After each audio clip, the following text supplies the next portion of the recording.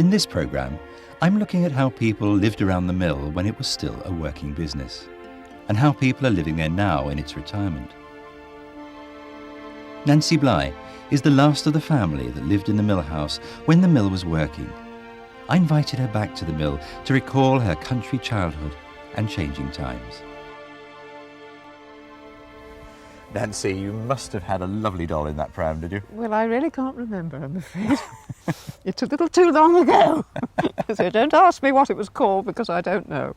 How old were you then, about 3? Well, I should think so, wouldn't you? 2 or 3, I should think. Yes, yes. I wonder whether I'd been 3 even. It's But very it's difficult to a tell, very isn't it? grand pram, though. Was it? Oh, I think so. Yeah, well, I shouldn't think so, really. Mind you, there have been other changes, haven't there? Because the windows behind. Yes, yes, my parents put that window in, I would think at the beginning of the 1930s probably, which of course made the drawing room a very much bigger, nicer room, because it, you know, it was small and square, rather like these Georgian houses are of this period, and that just made the difference to it. And of course it gave it the most lovely view down the garden. Often in the summer we'd sort of have tennis party almost every Sunday. Even during the war people used to come on their bicycles and play tennis here, because it was a very good court. Because you have the mill tail on one side of the tennis court and a hedge off to the field on the other. So how did you keep the balls in? Well, the netting was up, but I can tell you an awful lot used to go in the river. No, it was a very, very good court, I always understand. People used to have, and then we'd have a swing seat there and we'd all have tea out there. It was a wonderful life. Very civilised. Yes, and it was a lovely way to grow up too. When the war came, we then had our own cow, because you know, milk was difficult, and we kept 2 pigs. And in those days, during the war, you keep 2, and you could only keep 1 for yourself. And we used to cure the bacon here, and of course it was lovely. But that's because of rationing that you were allowed to keep 1 pig. And we always had hens, always, and had our own eggs, of course. But of course it was easy with the mill because you had the feed on site. When the mill closed, it was bought by John Charles Llewellyn, who wanted the mill house for his family home.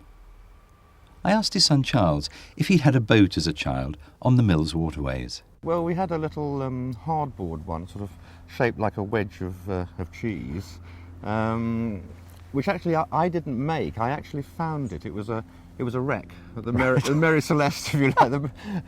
I found it one morning in the sluice gate. Behrman and I repaired it, and then we used to sail it above the mill. In the case of boating, that's one thing, yeah. But equally rural, it must have been horse riding. Oh yes, I think that started with my father. He was quite interested in horse riding, and we 3 children, as we grew up, we all learned to ride at a very early age. I think probably around sort of 4 or 5. Did you wear those caps in those days or not? We did. When your father bought the mill in 1947, I mean, what happened? Did the mill just go into a state of retirement or semi-retirement or what? Well, no, not then. I mean, we obviously weren't millers. I mean, my father was a barrister. But we, for example, used to have our own electricity in the house, run from the dynamo in the mill. And that went on until about 1959. And at that time, we had a chap called Mr. Behrman who worked for us. And he'd worked in the mill all his working life. And he became our gardener. Mr. Behrman kept an eye on the mill for Charles' father. But when mains electricity arrived, it became unnecessary even to use the water to generate that. And with no longer any economic basis for the building, it began a gradual decline.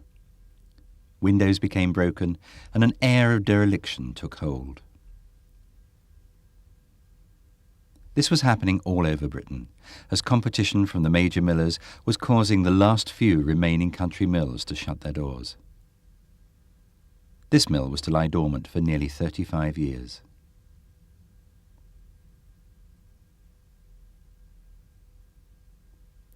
Charles' father cared for the mill and kept the exterior maintained to keep the weather out. But when he died, its future was uncertain.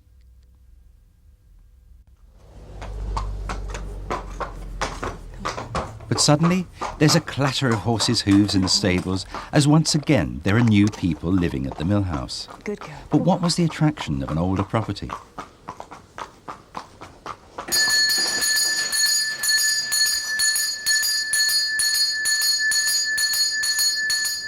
great thing about a Georgian house is its wonderful symmetry. As you stand back to look, who could not appreciate its quintessentially English charms? This part of the mill house was probably built in the late 18th century by Thomas Nottage, who used the mill in his cloth industry. The new cats at the mill. Watch the new horses at the mill house being taken out into the fields. As the previous owner had become older, there were no longer animals grazing the fields. But the new owners, Margaret and Steve and their family, have brought life back to the land, and horses again run free, as they have for centuries past.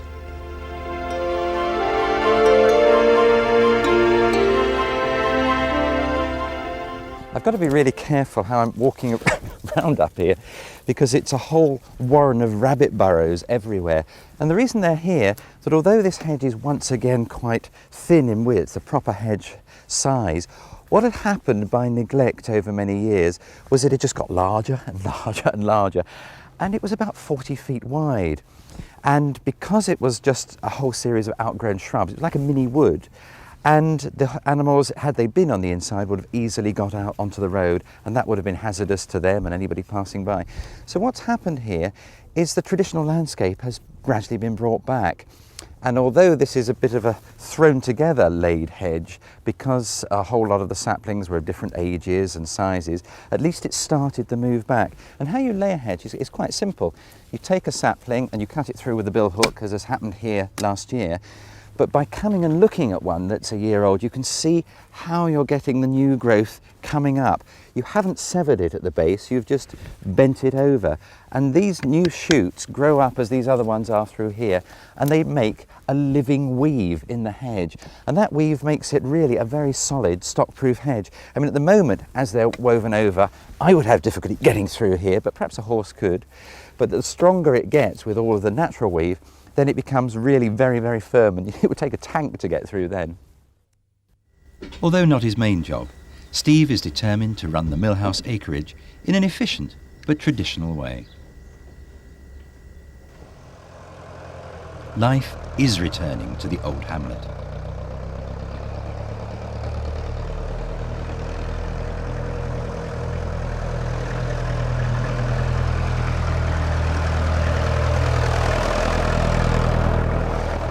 The millhouse's tied cottage, long empty, needed underpinning and is being rebuilt by a new owner.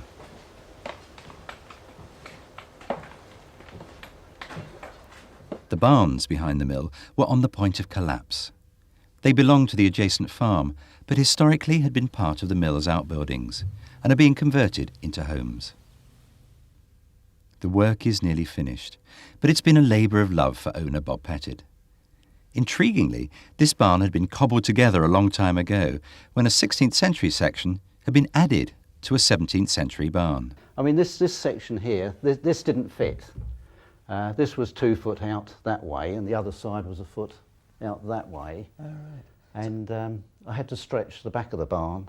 Whoa, I had to stretch the back of... How do you stretch a barn?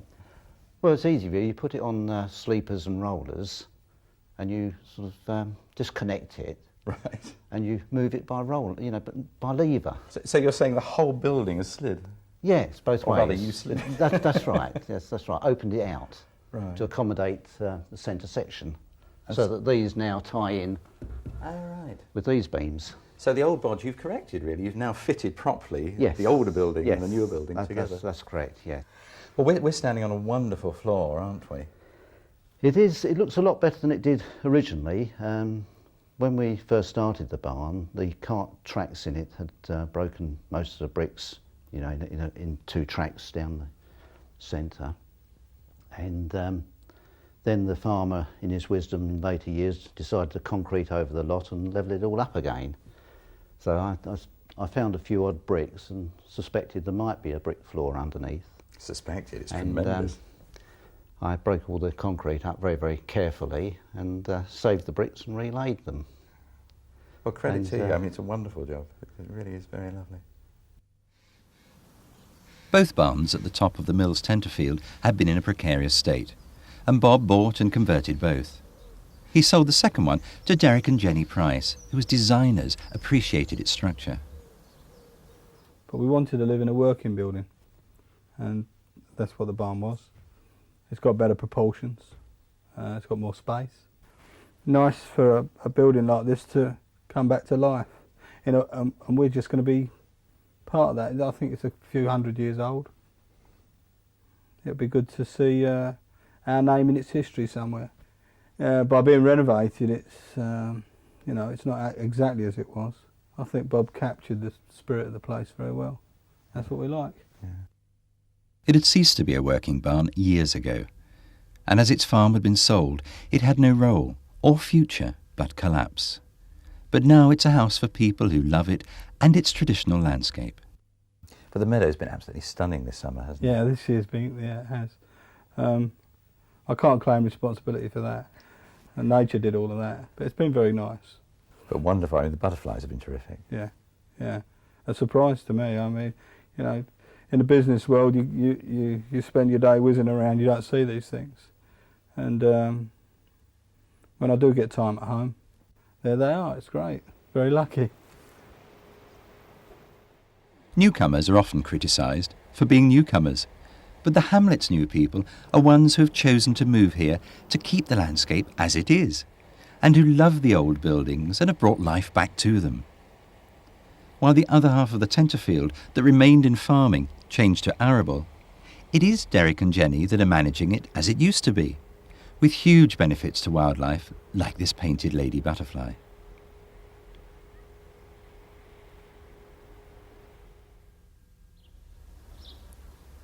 Between the mill and the barns is the mill's granary, with old-fashioned climbing roses catching the sun by the door.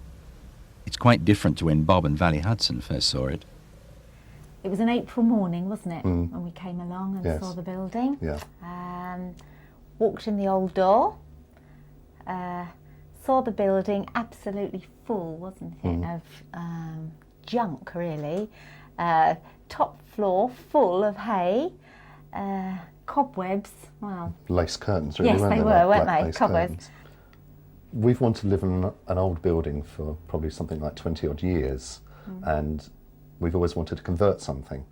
And when we got the details through of this, initially we weren't too sure, but then we turned up here and the sunbeams were coming through the windows and there was dust and filth and cobwebs and old car doors and steam boilers and 70 bales of hay. But as soon as we walked in the door, we just fell in love with it. Just literally turned to each other and said, this is it. That's it. Crazy as it was, this is it. We sort of just had real basics here, didn't we? We had a bed and a cooking stove, a camp cooker, and fortunately we did at least have a shower and a lavatory to use here, didn't we? So we just moved in with our 4 cats, but we actually put our bed, etc., in a tent. And we had that fixed up, didn't we? It was sort of strung from the beams That's right, upstairs yeah. to at least give us a little bit of warmth. Wheels of a chaff cutter that stood upstairs where grain was stored still adorn the roof space of what is now the granary's main bedroom.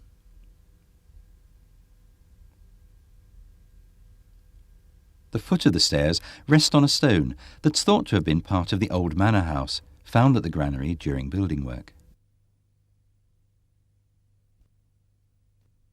So after we'd finished sorting the inside of the house out and got that done so that we could live in it, Yeah. the next task was the garden, wasn't it? And Yes. there isn't much of a garden, No, is there? it's But a very tiny garden. we but, wanted a yeah. cottage garden, didn't we? Yes, we did. We wanted, yes, cottagey flowers and wildflowers. We were very determined that that's what we wanted. And we've got the added feature and pleasantness of a brook coming through the garden, which has made it even better, hasn't Yes, it? So yes, it certainly we're has. really pleased with the little Yes. patch of land we've got. We're very pleased. Yes. The hollyhocks and other flowers attract bees and butterflies from the mill's marsh and meadows. Peacock butterflies come to the windows and will successfully overwinter in the mill. The mill has been undergoing a similar transformation to the granary. The marriage that's now been made of the mill blends together a house with the working machinery. And it works quite well, but it wasn't always self-evident what should happen, because should it have become a museum? Well, in reality, there are a lot of redundant agricultural and similar sort of buildings throughout Britain, and there really is a limit to how many museums that we can have, and what's to happen to the rest. Most of the old buildings that were just sitting around with lack of use were falling into disrepair, crumbling away. So sure, turn it into apartments, a block of flats. Well, if you do that, that's a very bad choice, and planning authorities wouldn't let you do it, because in a building such as a watermill, the planning listing covers the machinery inside, not just the external appearance. And so you can't just come along with the equivalent of a bulldozer and swoosh away all of that internal machinery. That all has to stay. And so that limits what you can do with the internal space. So that certainly isn't on the agenda for particularly this building or many buildings like it. What has happened to this building previously, it had been just so lucky, because the previous owner had been a man who for 40 years had loved the building, but without any disrespect to him at all, it was more or less a garden gnome, a rather large garden ornament. He didn't do anything in here, so after its working life it just sat there, and it was fine while he was fine. But as he got older and was less able to come into here, of course rot began to get into certain areas, and that is one of the problems. People go through their lives, they do get older, they can't just go into what is the equivalent of a garden shed all of the time, and the building can begin to deteriorate. And if you've got somebody who's even less conscientious, then the building will deteriorate that much more quickly. So having somebody live in a building like this is really in many ways the closest to it being an old working building, because in an old working building you'd have had someone in all the time, they'd have been able to keep an eye on the various bits and pieces. Oh look, there's some damage happening here, we must repair it, we must look after it, we must keep it sound. And that's really now the life of the building. It is able to still keep the character of a working mill, but by having people living in here, its future is now that much more secure. A video diary was kept of the work that went to make the mill a home. A new sewage system was installed. Although the mill has a river, it had no services, and water, electricity, gas all had to be laid on.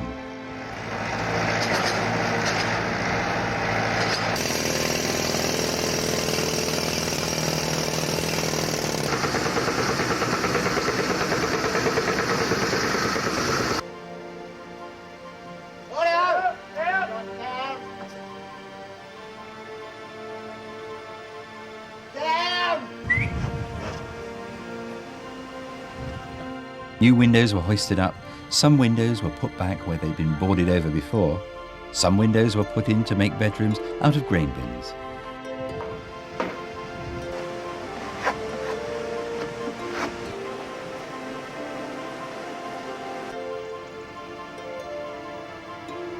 Chimneys are put in for the first time in the building's history.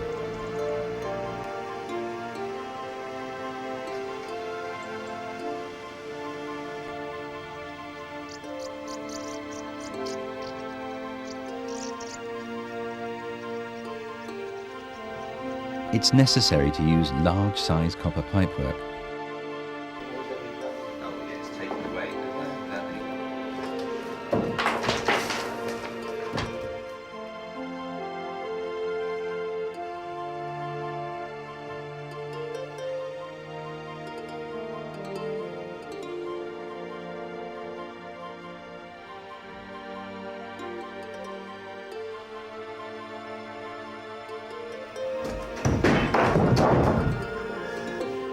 The old mill ladders were kept, but stairs were needed.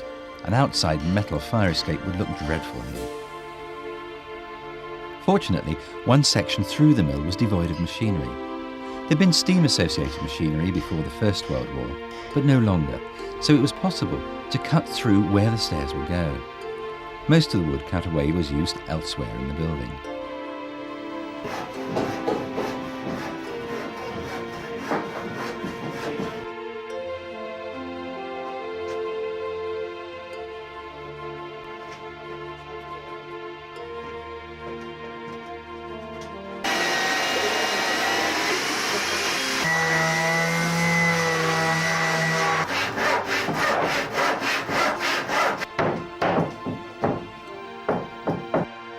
New walls were made to match existing ones.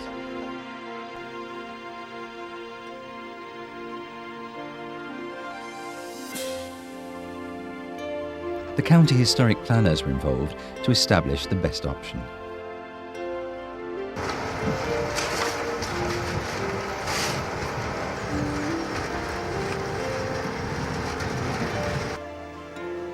Everything in converting a period-listed building is a balance between planning control, building control, historic planning control, fire considerations, historic considerations, what's appropriate for the building, what's possible, what the owner would like, and of course time and cost.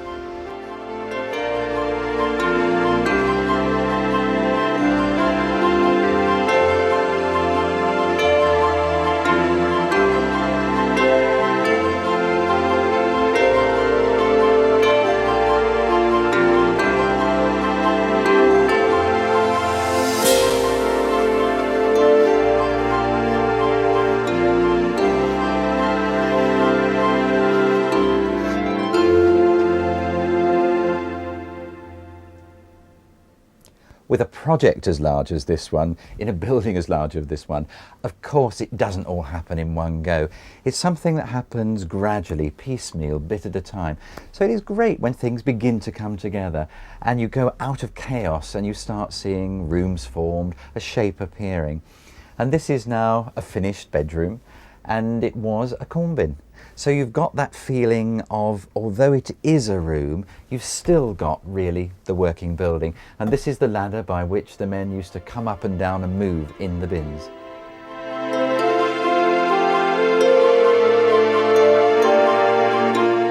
The kitchen sinks have had fitted the grandest old brass taps imaginable.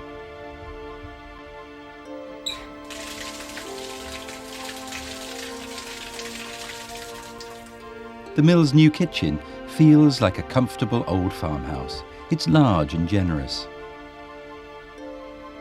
The plaster has been finished by hand, not tooled, between reused old elm studs.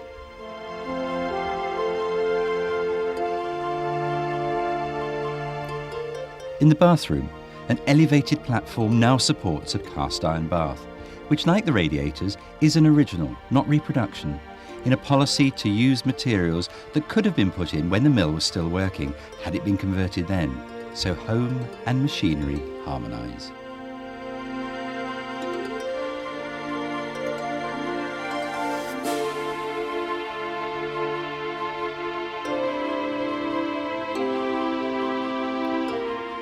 The animal feed doors open to make an ideal setting for summer meals.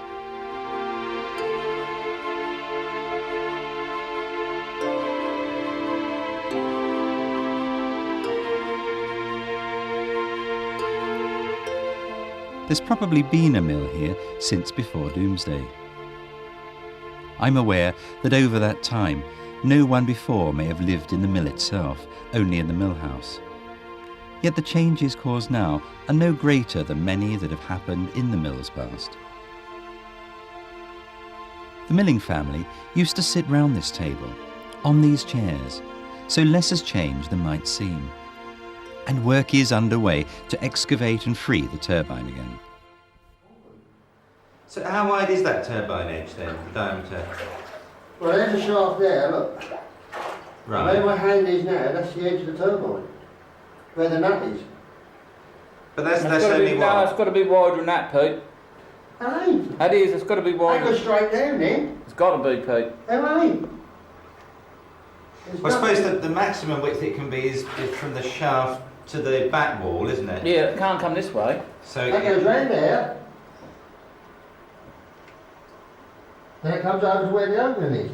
You dig down there with that spade. Oh, it isn't there now. I found the bottom flange of the thing. But if it's only a foot, then it's going to have difficulty reaching down to the mouth, isn't it? Can't get no further down. If you could drop that water, then that wouldn't be a very big job to get that to go, is it? Peter and David of the Environment Agency, as well as friends and neighbours, have been working to make sure the river goes through the mill the right way. By lowering the mud, we hope to find how big the turbine really is, and in particular, the mouth of the turbine. 20 inches. 20 inches. And how deep do you reckon? 9. 9. So it's a fair sized mouth. Yeah. And it's open. Oh, right. Hang on. Can you reach in? Obviously. Yeah, that's actually open. Ha. And the door shuts. There we sit. Actually, there's no mud in there. Amazing. That shuts round that way, like that. Oh, I'm with you. That opens that way and it comes shut. And that also regulates the flow of the water. So what is the width now, do you reckon, from the centre of the pole to the outside edge? If you're guessing. 18 inches? 18 inches. So it's about 3 foot total width. Yeah, about 3 foot. Oh, right. I should say, I don't know. Oh, well done. It's quite a momentous day today because this is the first time in, nearly 40 years that anybody has been able to look down this pit and see the turbine. Because the minute that the mill stopped working, even to produce electricity for around here in 1959, the silt that just came in here with the water settled down in the tank, and as year followed year, that silt layer got thicker until it was tens of feet thick. And so it cocooned the turbine down there quite safely, but totally useless. And now we should be able to do something with it. And that will mean that there will be new life for the old mill. The water will flow through here, through the centre of the mill properly once again, through that turbine. And we'll have a marriage between our mill now as a house, but still keeping that soul of a working mill.